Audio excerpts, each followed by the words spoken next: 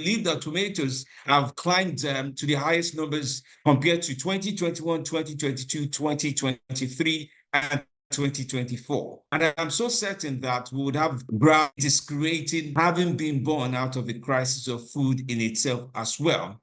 All right, so if I would say so, I would say welcome once again to this conversation. And to us, it's important to everyone across Africa, and we're pleased to have you joining.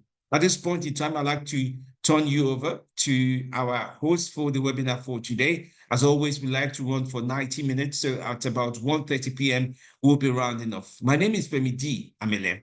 I'm Programs Director at Dataphyte, and my colleague Chuma here is ready to share more through the webinar today. Chuma? Thank you very much, Mr. Femi. I'm going to continue your tradition and turn my camera on, even though I'm a little camera shy. Welcome, everyone, to this very important conversation. My name is Chukuma Chinyi. I am the Programs Officer here at Dataphyte, and it's a pleasure to have all of you who have taken the time out to join us. So what I'll be doing now is I'm going to give a quick introduction to our panelists for today. The first person I would like to introduce is Mr. Joshua Olufemi. Mr. Joshua is a seasoned expert in social intervention, monitoring, evaluation, and learning, MEL, with over 8 years of experience driving impact in advocacy, public policy, public financial management, and food security. Mr. Joshua, it's a pleasure to have you. Please, if you could just unmute and just indicate that you're in the room with us here. Mr. Joshua. Yeah, thank you very much for having me. Good morning, good afternoon, everyone. Okay, thank you very much. The next person I would like to introduce is Madam Fatima Bello Gumi, who is she is the SOFON smallholder women farmers in Nigeria. She's the president of that organization, and SOFON is a leading farming organization that has over 2 million members and represents smallholder women farmers in Nigeria. She is ably represented by the. Okay, I can see that she's here, but she's not. She hasn't unmuted, so I will circle back to her. The last person I would want to introduce is Lucy Okonkwo, who is a research analyst here at Dataphyte. She has extensive experience writing and researching on Greek issues, on the socioeconomic impact of food and food security. Lucy, it's really good to have you in the room. Please just unmute and say a quick hi to everyone.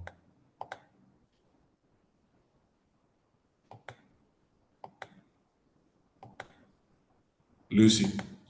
Okay. Yes, Probably I'm she. here. Okay. Nice to have you, Lucy. Welcome. Thank you for taking the time out. Okay, so we're just going to jump straight into the. Let me circle back to Madam Ojo, actually. Madam Ojo, please, if you can hear me, can you please indicate? Okay, we'll circle back to her. Right. So, as Mr. Femi has said, we at Dataphyte are very interested in looking at the socioeconomic effects of the rising cost of living on food and health. So, the most important things we citizens in Nigeria can face, their basic needs, and the percentage of people facing food insecurity in Nigeria has risen over 79% in the last 8 years, according to the Food and Agricultural Organization. And as at 2022, the number of moderately or severely food insecure people in Nigeria was at a staggering figure of 148.7 million, which is out of, I think we're about 220 million people today.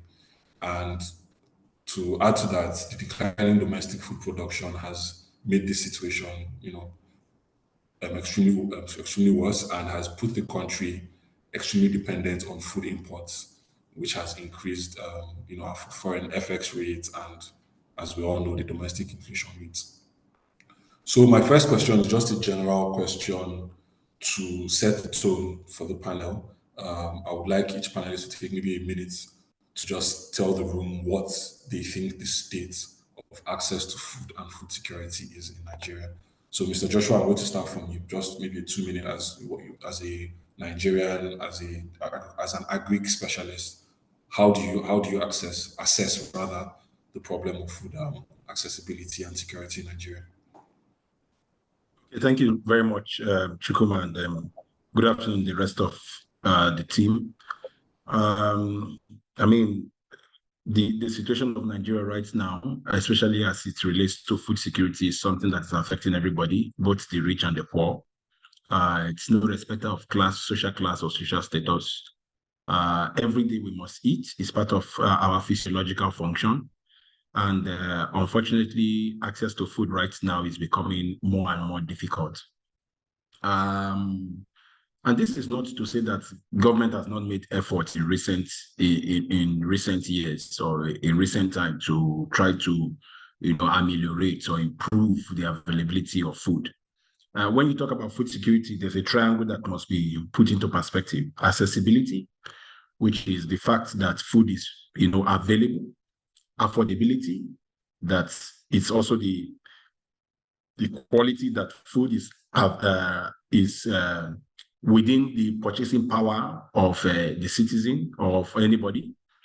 And then we have the third pillar, which is the accessibility, affordability, and what's the third one?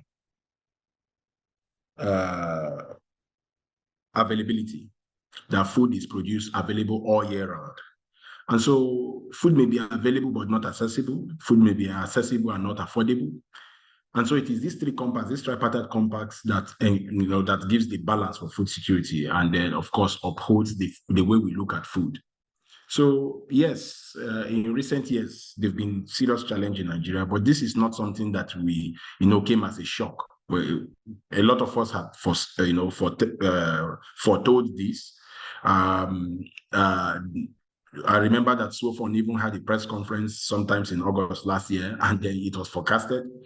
A lot of Nigerians working in the agricultural space had already forecasted this. So this is not that it's coming as a shock to many of us, especially the players in the agri space.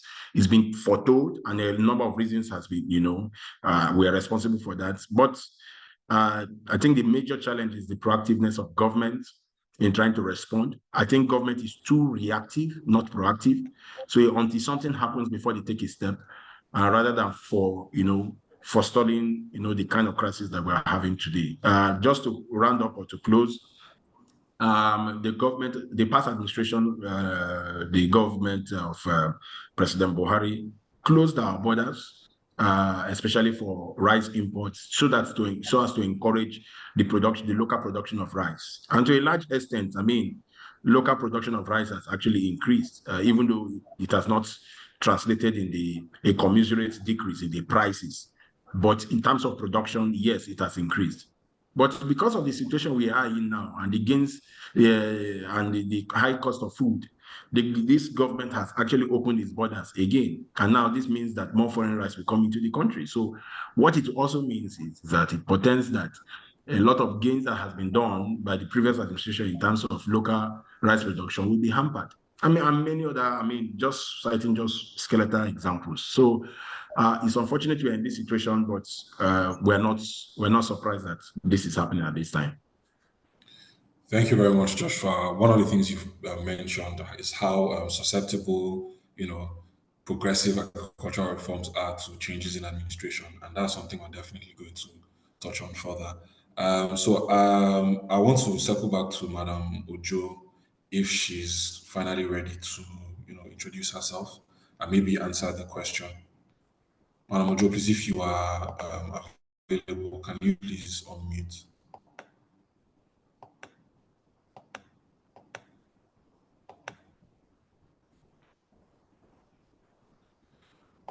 While she's sorting that out, Lucy, please, I want to pose the same question to you. Because we need to avoid locking because we are not homogeneous. They have different issues that needs to be addressed differently. Hello, I'm so sorry. Hello. Yes, I can hear you. Hello, good afternoon. Good afternoon. Good afternoon. I'm so sorry for Mizo. I was on the program. So Sorry, I can't quite hear you. Hello. Hello, Yes, can you ma'am. hear me now? Hello, Yes, sir. yes, I can hear you. Okay. So what do you want me to do? Yes, ma'am. Sorry, Should I introduce we would like you to we are having a discussion as to where we think food insecurity is in Nigeria and access to food, and we just wanted a brief overview of your thoughts as to the farmer herders conflict, where maybe a year and a half post that deadly train attack in on the Abuja Kaduna railway. And, if we are talking about using the trains as a veritable and, reliable system of transporting grain and other agricultural products, how do we think that these potential transport routes can be protected, and also farmlands, the current farmers that we have in Nigeria, how can they be protected from, insecurity? So, Lucy, please. All right. Okay.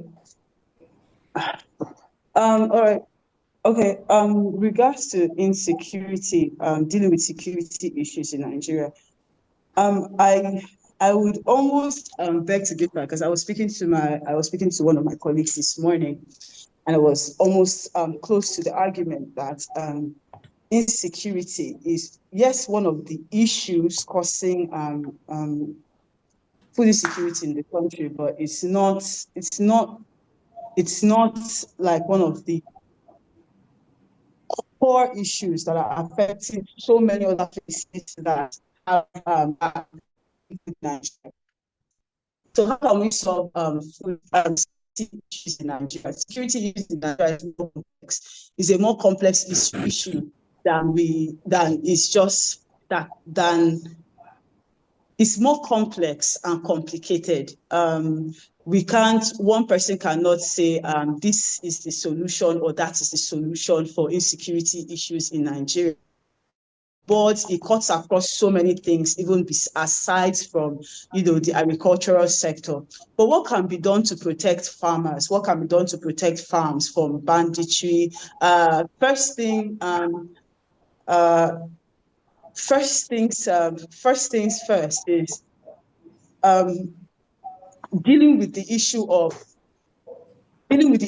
bringing up policies that will ensure that farmers are protected.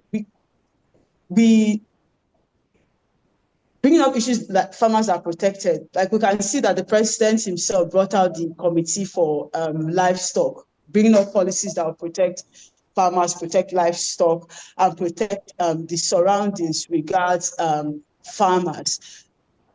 It's more complex. I would just leave it at that security issue in Nigeria is more complex than there is a one solution for it. There's no one solution for security issues in Nigeria, because the things that are causing insecurity in Nigeria are multidimensional. There are so much. Although, yes, we can give them a face like banditry, we can give them a face like Boko Haram, but the things that are causing insecurity, the core cause, the root cause in Nigeria is multifaceted. So there is no one solution to give for insecurity in Nigeria. Thank you.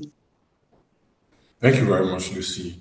I think, as much as we are all aware that, there's no one solution to insecurity, I think one of the key things that you've inadvertently touched on is the fact that to protect farmers, you can't do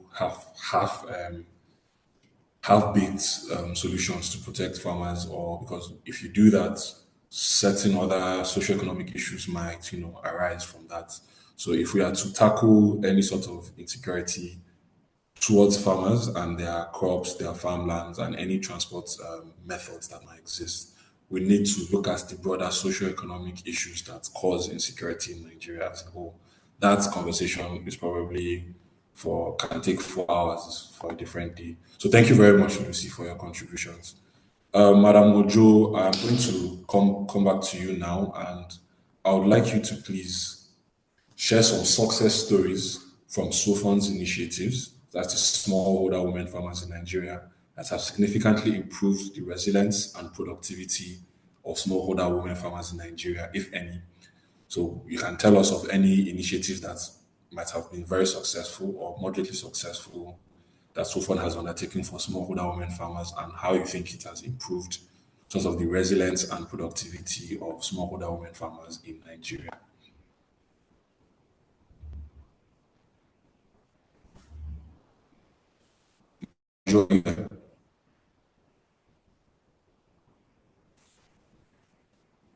Okay, whilst we wait for her to come back online, Joshua, I'm going to back to you very quickly. And I just want you to, before we got interrupted the last time, I want you to sort of elucidate on. Hello. Okay. Hello. Madam Ojo, Hello. can hear you. Yes, ma'am. Yes. Okay, sorry. So based on your question, we thank God for the successful of retiring our home some years ago, because we women farmer organization, we retire our home that we don't want to use our home to cultivate again, that we need friendly equipment. So, and we want the government to support us, to give us all these little bit equipment, so that we be able to enhance our productivities in our different communities. So we retire our home, and it was big successful event to the museum at Abuja. So, and all the coordinators in each local state do that activities to go and retire their home, so that rural women farmer and all the smallholder women farmer we continue to be using friendly gender equipment. So that was a big success story that we have some years ago, and we are still advocating for others, the international and all the NGO to support us and to invest on rural farmers and smallholder women farmers in Nigeria, especially in Nigeria. So we need contribution, we need your support, we need the government support, and God will help us. Thank you. Thank you, ma'am. So I have a quick follow-up question for you, ma'am, if you would allow me. So we know that personally, I have worked with SOFON through Dataphyte, and we know that there's a lot of good work and initiatives that are being done to sort of increase better representation and better understanding from the government as to the plights, and which can lead to better interventions, basically, from the government for smallholder women farmers in Nigeria. But then I understand that you're using SOFON as a vehicle to drive change for all smallholder women farmers in Nigeria. How do you think you can sort of increase your membership, increase your visibility as SOFON to better represent, as Mr. Joshua had said, 60% of farmers or farming-related activities are directly tied to women in Nigeria, and so that is a large number. So just a follow-up for you: these successful interventions, how do you think they can be scaled up to not just benefit SOFON members but smallholder women farmers at large in Nigeria? Yes, thank you. What we need now is to collect all the data of SOFON member even across the whole states, because like we are projected 18 states now as a pilot to collect that data capturing. So I just want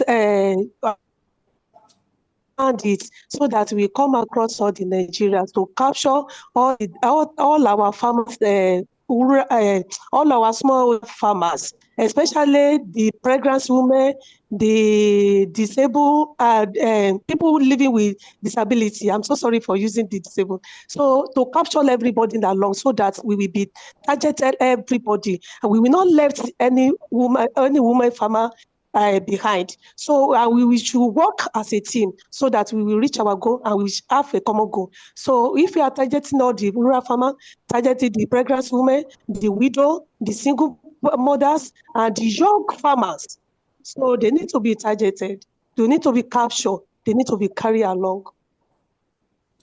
Thank you very much. Thank you very much, Mark, for that. It's good to hear the importance of sort of gender intersectionality and the ability to sort of know that there are, even though the women are farmers, there might also be married women, single mothers, pregnant women, etc., or people living with disability. So thank you very much, Madam Ojo, for your contributions. Joshua, I will come back to you now, and I wanted you had sort of touched on it before, and I want you to really, give us your understanding and clear strategies to put, to sort of mitigate the rising cost of living. This is my last question to you. And with regards to all the things we've touched about, food inflation, insecurity, and I would like you to focus specifically on women. I know we've talked a lot about women farmers, and it is not, as you've mentioned, they are very, very key to, the propagation of agriculture and all the benefits we get in Nigeria. And so my question basically is, how do you think, what strategies do you recommend, both as one, maybe you can wear your CSO lens, but also more generally as a community, as a society, to protect women women farmers who are dealing with rising costs of living, particularly food inflation, who are dealing with health issues, who are dealing with, other sort of societal, social issues that might be swept under the rug, and who are dealing with, the current flux in government strategies and governments. Are there any sustainable methods that can withstand the economic pressures or political whims of our leaders that can help to bolster women farmers and their crops in Nigeria today? Okay. Thank you very much for the question. So there are 5 key things that I would like to talk about. But before I talk about that, I just want to differ a bit from the perspective of the researcher about the insecurity. I agree that it is multifaceted and that it's not something linear. But the truth is that insecurity today that we have, especially in the northern part of Nigeria, where certain kind of food, especially the bulk of the grains that we eat, is produced, is because this insecurity has not been nipped to the bud, especially in terms of having deterrence, or how do I capture it? So insecurity right now has become a business, so to call it, and so. And that economy is actually booming, because if somebody sees that he can get away with it, it means that the chances are higher that he's going to, kidnap. I mean, what in terms of agriculture, because I'm looking at it from the lens of agriculture, what we are seeing right now is that farmers have to pay toll fees to be able to access their farms. I mean, what we have right now is road, as people are either going to farm and from us here. There are communities where if these farmers are making their sales, they go with POS right now. And you can speak to farmers in those areas to just confirm, but it's true, such that they don't want to go with cash, so that in case, as they're coming back to their communities and these bandits, waylays them, they will not have cash with them, to give. So maybe to be left over of those goods. So it is because the security agencies are not yet doing, to the capacity to what they are supposed to do. And that's why we are having farmers being discouraged to go to the farm. Yes, I agree that it's multifaceted and that it is not linear. It's not one cap that will fix all, because as you go region by region, it is a different story altogether. But once people are arrested, we will be able to go a large extent to make sure that we curb it. However, there are 5 key things that we must do to improve availability of food and help to boost nutrition. Number 1 is infrastructure. The infrastructure has to do with the accessibility of those rural communities, and then, of course, ensuring that agricultural produce can move easily and faster, especially from one local communities where they are produced to more urban areas. And then, of course, not talking less on the aspect of energy, which we are talking about, in this case, we're talking about petrol and talking about diesel. If we use the train system, by the train system, we'll be able to move larger quantity of agricultural produce at the same time using the same energy source. So that way it is cheaper compared to each truck that has to load 70 liters of petrol and only carry to the capacity of that truck. So it means that it's going to be more expensive. The second aspect of it is in terms of insecurity, which I just talked about. Government has to be proactive around, insecurity, ensuring that, the security of farmers is guaranteed. And this has to do with, number one, strengthening local vigilante security agencies, groups like the vigilantes, ensuring that there's easy communication between local police posts. I mean, Nigeria is so big, I agree, but you are very sure that the lowest local government presence you will ever find in the remotest of any community is a police post. So that government is a police post. No matter how rural, you are likely going to see a police post there. That is to show you that if these things is taken into serious consideration, there's a fluid communication system we can actually need. Third aspect is regulation. And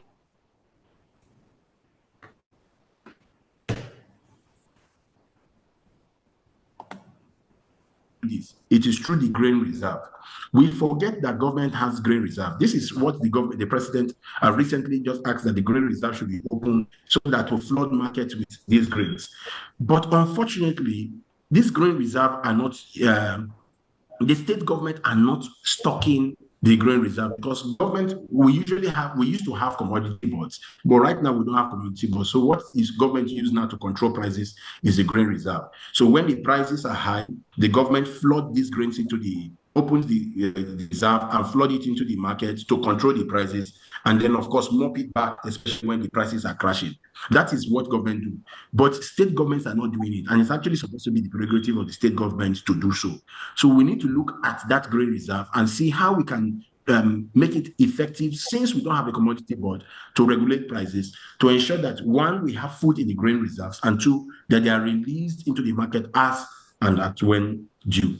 The third aspect of it, and of course, speaking of regulation also, is to also regulate the prices of fertilizer, of input, because the cost of fertilizer right now is so high. An average farmer cannot remove 36,000, 38,000 to buy a 50 kg fertilizer.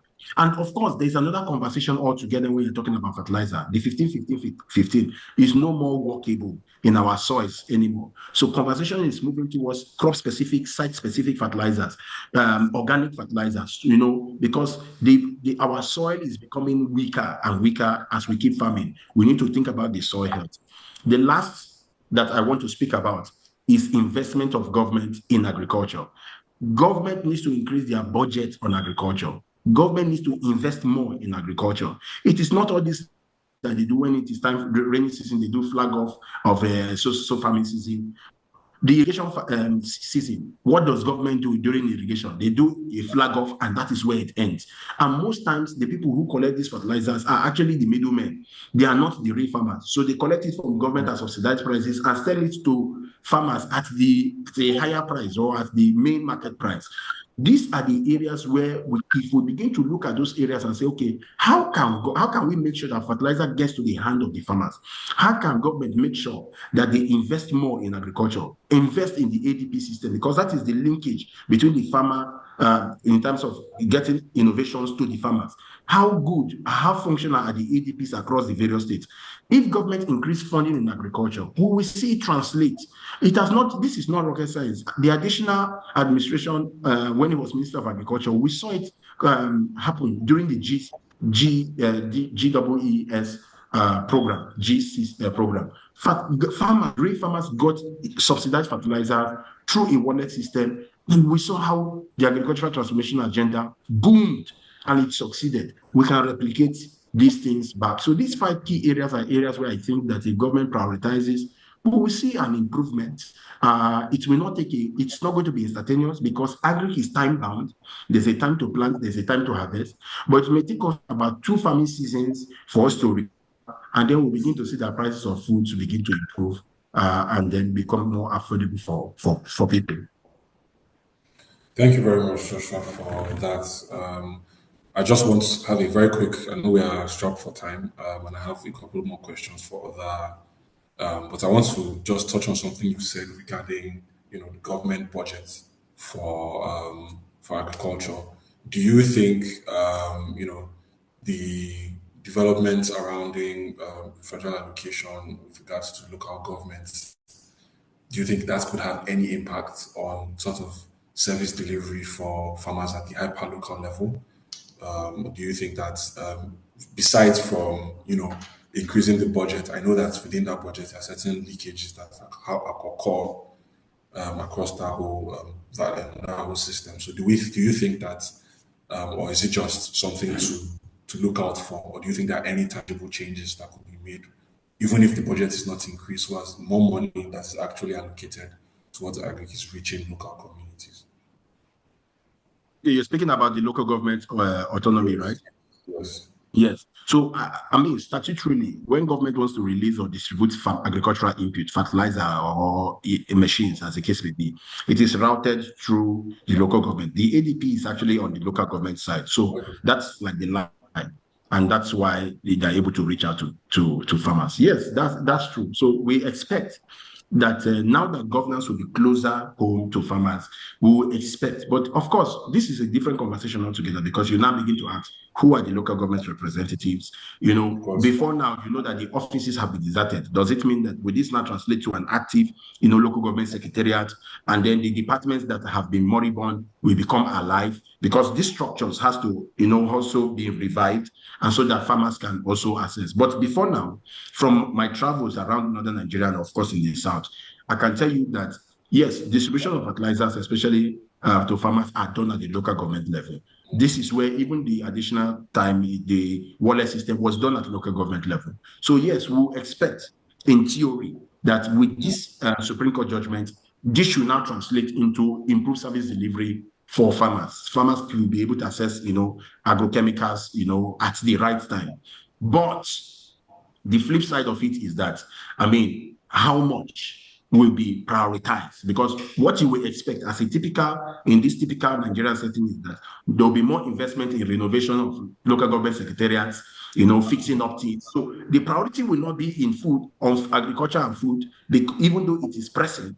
It will be more on capital investments in terms of, bringing back all those local government secretariats, putting chairs and all those things. So this is where civil society actors can come in to say, no, let's prioritize and have a scale of preference. What is happening right now is that we don't have enough food to eat. Let's prioritize investment in those areas. Those capital projects will come with time, but let's prioritize our attention to food and nutrition because it affects all of us. Thank you very much. So that is exactly where I was going. You put it very, very clearly. We need to sort of have that scale of preference, and as civil society actors, we have that responsibility to, engage with governments to make sure that they are prioritizing what needs to be prioritized specifically. Thank you very much again, Joshua. Lucy, my last question to you again revolves around as you work for Dataphyte, and Dataphyte we're all about innovation. So what I'm going to need you to explain to us really is if there are any innovative solutions to food production, food storage, and distribution in Nigeria. Throughout our conversations, Joshua and yourself, as well as Madam Ojo, have in one way or another touched on potential solutions, towards the issues around food accessibility and food security. But just from the work you do, do you think there are any more innovative solutions towards food production, food storage, and distribution that can help mitigate the impact of rising food costs and improve food security in Nigeria? Yes, thank you so much, Mr. Chuma. Yes, I believe that more innovations in technology, innovations in technology, food production, food storage, food distribution, even in the finance angle, training angle of these people, can actually help decrease the prices of food and increase production. But this thing is going to be like a long-term goal. If Nigeria wants to take it up, it has to be a long-term goal. For food production, yes, innovation can increase yield. It can increase the crop yield, the crop yield of our crops that you can find in the market. Also, innovation can also help create more varieties of food. Now we had this incident early last month when there was a GMO, there was a talk that Bill Gates was bringing in GMO food, I think GMO maize to Nigeria, and there was a controversy around it. But there was things like more education around, what GMO foods are and how they work. I believe that it should be a welcome idea. So yes, innovations around crop variety production, GMO foods, innovation around, mechanized farming, increased use of more advanced technology for crop production. It will increase the amount of crops we produce in Nigeria and ensure more effective farming. Also, introduction of R&Ds, research and development. I think that's one of the areas. We have very few research and development centers in Nigeria around agriculture. If we can have that developed, in which these centers can actually help us know seeds, develop things like seeds that can yield different things, help us see other types of farming like vertical farming that would encourage, that would actually help us mitigate the effect of climate change. That can also do something. Also, innovation in food storage. Nigeria faced this issue of when a season passes, let's say this is corn season right now. Once corn passes, once the season of corn plantation passes, it will be so hard for you to find corn again in the market. But what if you can do something very innovative and make sure that these seasonal crops are even available out of season? That would help. That would also help reduce the prices of this food even when they are out of season. Also, other things like deployment of digital technology, e-commerce, that can even help the small-scale farmers, get to their customers on time. We've had systems like this, I know we've had time when there are things like conga food from farm to customers, but some of these digital technology has stopped. Most of them have stopped and closed shop because of the profitability and the profitability and the kind of viability is in Nigeria. So there can also be innovations in things like transportation. We have spoken about that over time, and also more ways to get these farmers to have access to finance, and more innovations in educating people of agriculture. I feel like one of the things and we see and deal with agriculture. So I think innovations in all these areas can actually help boost production, reduce price, and eventually make our agricultural sector more export viable. Thank you. Thank you, Lucy. And I think obviously one thing that has probably not explicitly said but implicitly implied is that data is the bedrock for most of what we would consider as insightful innovation with regards to agriculture. Having information as to both for everything that we're talking about, really, with regards to government interventions, with regards to civil society and any sort of private or public led innovation, is to underscore that having that information really has to who is where, what are they facing, what are they going through. That data would be key towards powering any sort of innovation or intervention that would be done. So my last question for the day before we quickly have questions is directed to Madam Ojo. Madam Ojo, if you're still on the line, please, I would like for you to just to give a quick, a quick look at one or two. Yes, ma'am, I can hear you. I know you've talked about some of the success stories that you have had. I would like to know if there are one or two challenges that you still face as an organization with regards to, food security for your members and for smallholder women farmers at large and to food and crop production as well. Thank you. Thank you very much. Yes, we still have a lot of challenges. You know that we have a lot because most, hello, can you hear me? Hello? Yes, that's one. So we still have a lot of challenges, especially with the smallholder women farmer. One, the intervention of the government. Two, the budgeting. We want them to include us in the budgeting and make sure the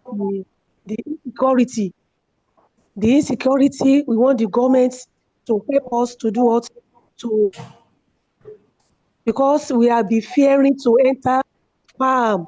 Most of us, we are not be able to farm again. We are be farming in maybe in a one corner of our house. So the insecurity, we want the government to, we want the intervention. And two, the climate change. We want them to be raising the temperature. And the flood is affecting most of our farmers. Are you getting me? It's affecting us. So we want the water scarcity, because most of our during our this thing cluster farming, because we have some of our women that during the dry season they used to farm all these vegetable and other fruits. So we want the irrigation to maybe they give us the borehole. Know that when we have the borehole, to dig the borehole from all the smallholder women farmer will be able to wet our plants during the wet dry season. So and the limited this thing when I talk about the access of credit. So with the smallholder women farmer, we are still face the difficulty. Not say we have the full access. So and then the farm, most of our smallholder women farmer, they don't allow them to farm. They don't allow the woman to farm. We need the access to our own farm. And then the government should clear. They should clear clear a farm or a land for us so that we can share it among our cooperative. And to give all the soft loan, we still need the soft loan. And all this poor infrastructure too. We need the adequate road. Are you different rural areas so that all our facilities, all our goods, all our products, we will be able to market it and we'll be able to bring it from the rural area to the urban area and to the city. So thank and God bless you. Thank you very much, Madam Ojo. And a very big thank you to our other panelists, Joshua, Romuyu, and Lucy. We appreciate you joining in. I would like to open the floor to one or two questions. Please, if you have any question, we'll just take the next 5-10 minutes to answer questions and then we round up. Please just indicate by raising your hand and if there are any questions or contributions, really.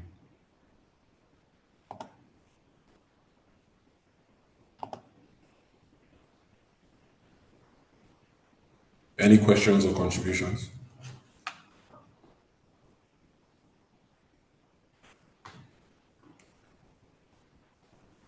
Okay, in the absence of any questions or contributions, I'm going to cede the floor to Femi D, our programs director, for his closing remarks. And Mr. Femi, if you're on the call, please, the floor is yours. I'm here.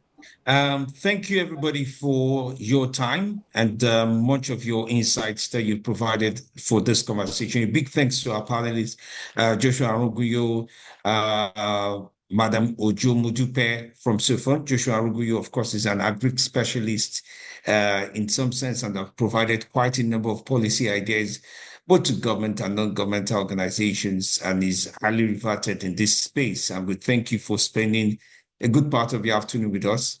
Madam Ojo Modupe is the Vice President of SOFON, Small Women Association, or the Small Women Owners Association of Farmers. They do an excellent job in feeding the people. SOFON Oye, maybe I can get a response out of her. SOFON Oye, maybe she would respond. Well, they do feed the nation, truly. I'm here, no. I'm so sorry. SOFON Oye, we feed the nation. We feed the nation, certainly. Thank you so much also for being very pragmatic with your responses as well. I'm not missing out on Lucy, strong data analyst, very convincing with a line of thinking with Dataphyte. Thank you so much as well for providing your input into all of this. I'm so grateful. Well, that's it for me for today. Thank you so much. I must say to you that it's important that we keep these conversations going in the way that we've started them and keep track of, all that there is in terms of the social realities around it and, of course, the data reality around it. A big thanks to everybody at Dataphyte and all the people who joined in. We truly appreciate you and thank you for supporting us the way we have done. Come August, we'll have another webinar. We'll be pleased to invite you to join in. Apologies for those who experienced that disruption we had earlier during the course of this webinar that did go on. But we're grateful that we're able to hold the conversation in a way that truly is important and matters to us. A big thanks to our host as well, Chuma, for holding it forth and providing such amazing questions that definitely are solicited interesting answers. Thank you, everybody, for your time. Please be safe and enjoy the rest of your day.